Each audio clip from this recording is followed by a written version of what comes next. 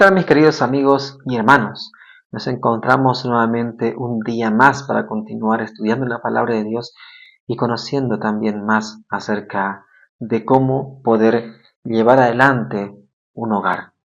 Hoy, que es 9 de septiembre, lleva por título ¿Luz o sombras?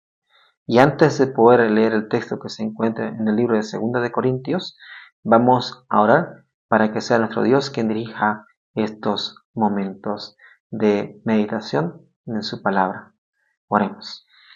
Padre bendito que estás en los cielos, Señor, te damos gracias por tu cuidado, por tu amor, Señor, por tu misericordia. Acompáñanos siempre, Señor, a estudiar tu palabra. Guíanos, Señor, con ella a tomar las mejores decisiones. Te lo pedimos esto en el bendito y sagrado nombre de tu amado Jesús. Amén. El apóstol Pablo, cuando le habla aquí a los corintios, él les dice lo siguiente en el capítulo 6 de 2 de Corintios, el versículo 14. No os unáis en yugo desigual con los incrédulos, porque ¿qué compañerismo tiene la justicia con la injusticia? ¿Y qué comunión la luz con las tinieblas? ¿Cómo podrías haber en sí una unidad, verdad, entre alguien justo y alguien injusto? Entre lo que es luz y tinieblas. Porque el día no se parece a la noche, y la noche no se parece al día. Y el mar no es lo mismo que el fuego, o sea, el agua no es lo mismo que el fuego.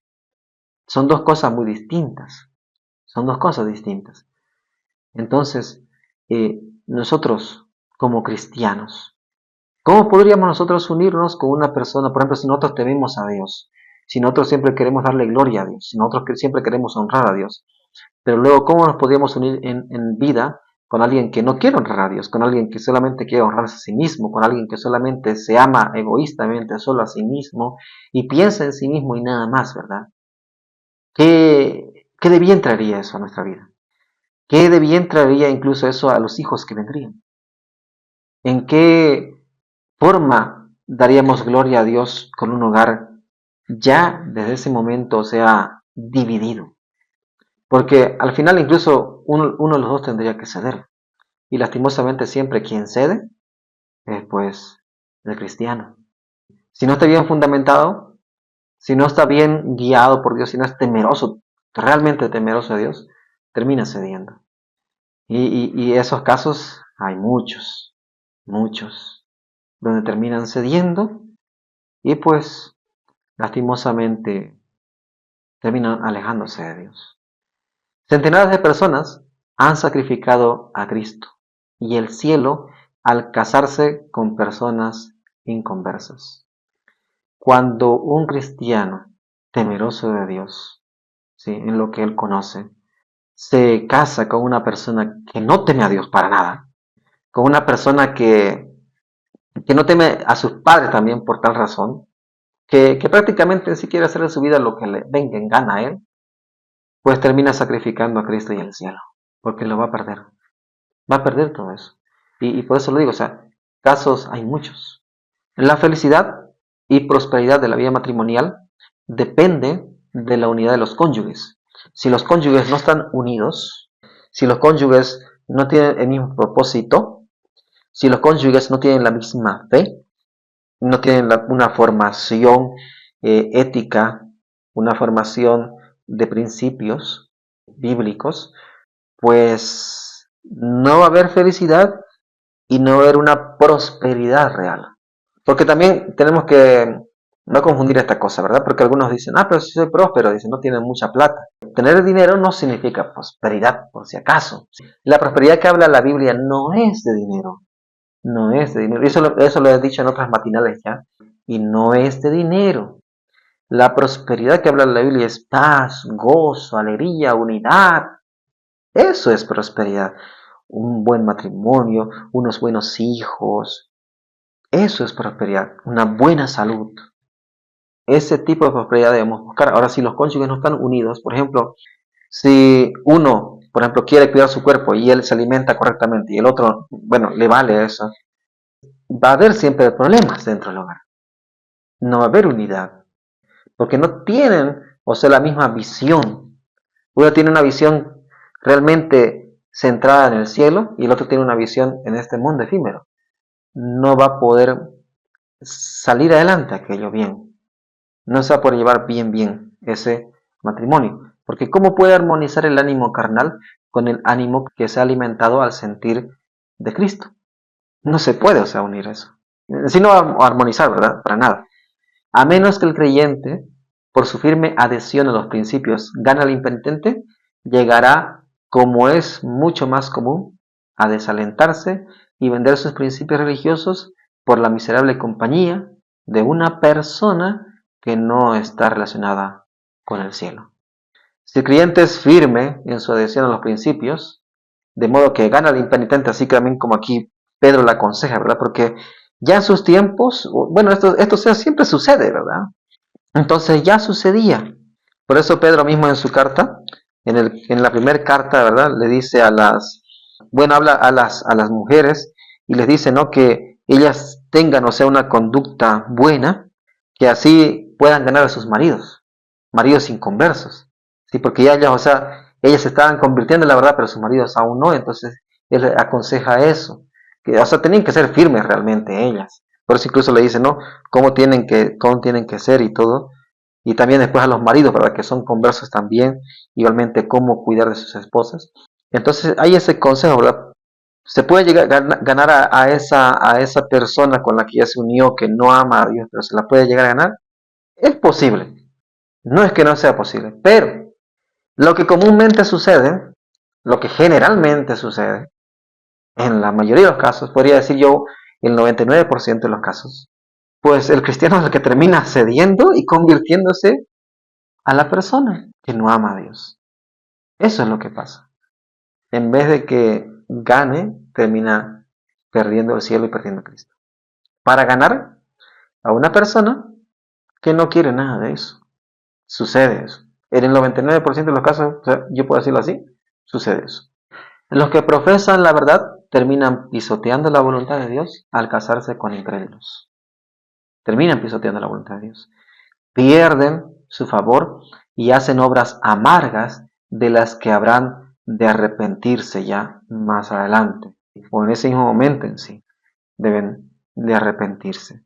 A menos que quiera tener un hogar del que nunca se levanten las sombras, no se una con un enemigo de Dios. No se unan con un enemigo de Dios, ¿sí? Y más que todo, este consejo va para las señoritas. ¿Por qué? Porque en sí, mayormente, son las señoritas las que toman esa mala decisión. Porque se dejan convencer por las palabras bonitas, las lisonjerías de alguien, ¿verdad? Aunque en este tiempo yo he visto que no sé por qué se dejan convencer, porque al final ni siquiera se les ve a esos muchachos que sean caballerosos para nada, ni tampoco que sean buenos, por ejemplo, poéticos o amables. Al final a veces se me parece extraño, ¿no? Porque, o sea, muchas señoritas cristianas deciden casarse o deciden estar, ¿no? Con un tipo que prácticamente, o sea, desde el principio se ve que no tiene nada bueno, o sea, no tiene para nada, nada bueno. Eso es lo que prácticamente sucede en estos tiempos. Y bueno, yo podría decir tal vez es por una razón. En el hogar, aunque tiene padres cristianos, estos padres cristianos no le están enseñando a temer a Dios. No le están enseñando, ¿verdad?, a tener criterio a la hora de tomar una decisión, ¿sí?, o de buscar compañía de alguien. Y por eso termina sucediendo esto. O si no, también hay un descuido, ¿verdad? Tal vez el padre, la madre no pasan tiempo con ellos y pues la muchacha, o sea, no sabe a quién pedirle consejo y bueno, muchas veces preguntan a sus amigas y entonces las amigas, pues bueno, como son igualmente inmaduros, ¿verdad? Entonces toman malas decisiones. Y eso ha sido también un descuido, ¿verdad? Del padre y la madre cristianos, ¿sí? Que no han estado allí cuando deberían estar allí, cuando deberían estar al tanto de todo lo que pasa con sus hijos, con su hija.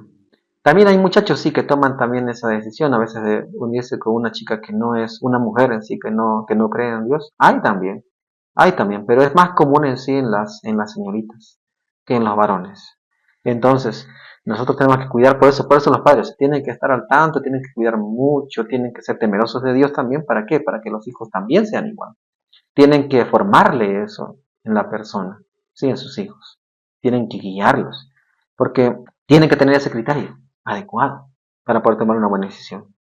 Ahora, si los hombres y las mujeres tienen el hábito de orar 2 veces al día antes de pensar en el matrimonio, una vez que piensan en el matrimonio deberían orar 4 veces, o sea, el doble de lo que oraban antes, porque van a dar un paso que es pues importante, muy importante en su destino de vida, muy importante en lo que ellos van a llegar a ser, muy importante en lo que implica su felicidad, incluso el desarrollo físico de ellos mismos, tanto moral también como espiritual.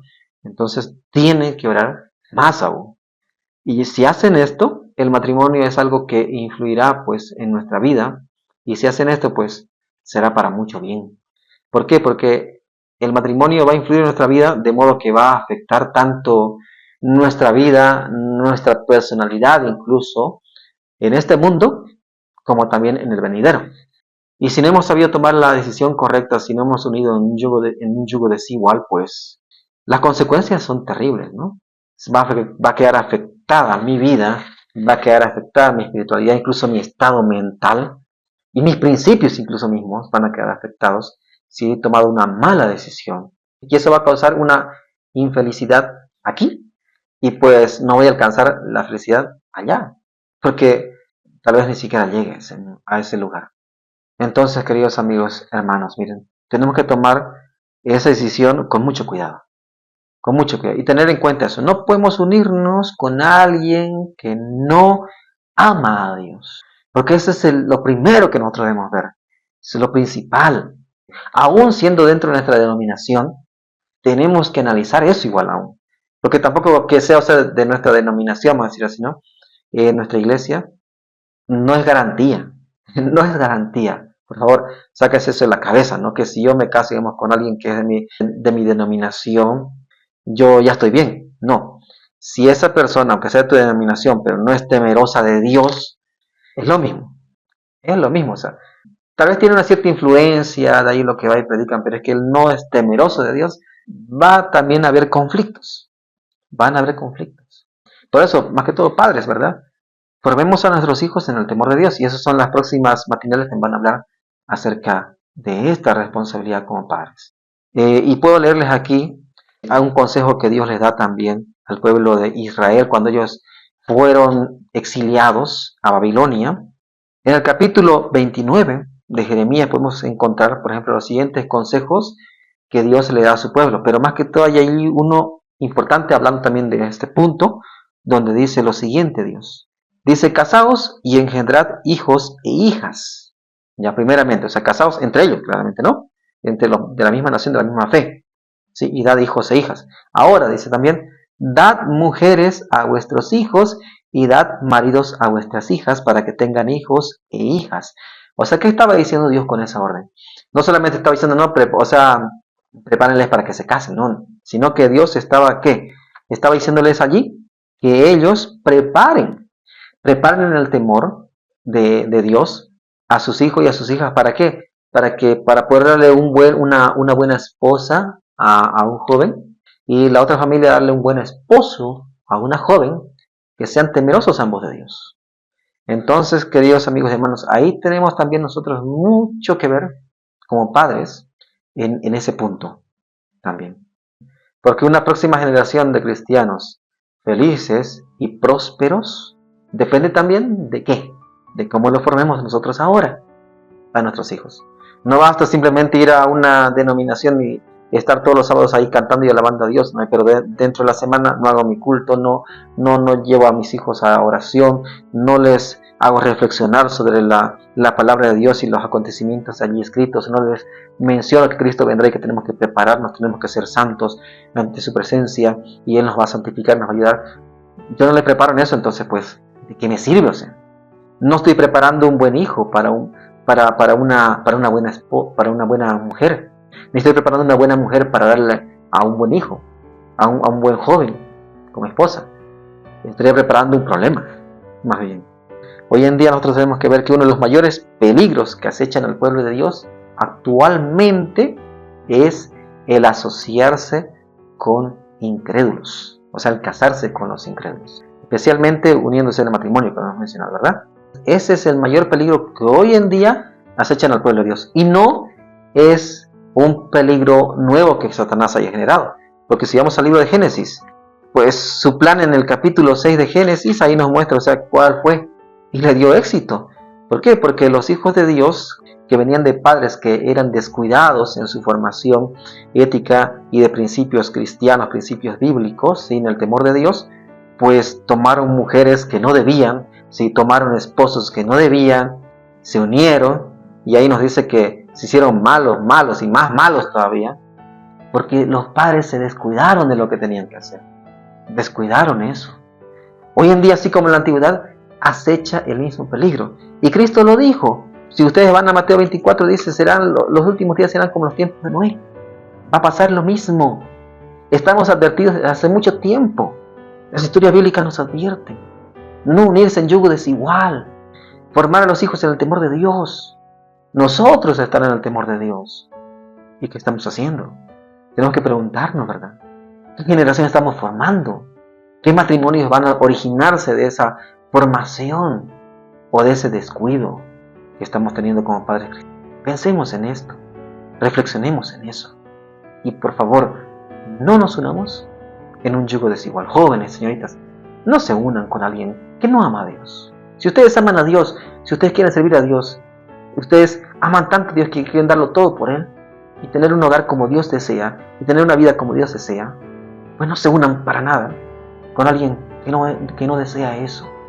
Y ustedes desde el primer momento, porque saben pensar, ven ustedes que no es así, pues déjenlo, no sigan adelante. Reflexionemos en esto, podamos siempre pedir la dirección de Dios, oremos mucho y no descuidemos como padres aquella responsabilidad que se nos ha dado. Que Dios nos guarde y nos guíe en todo momento. Amén.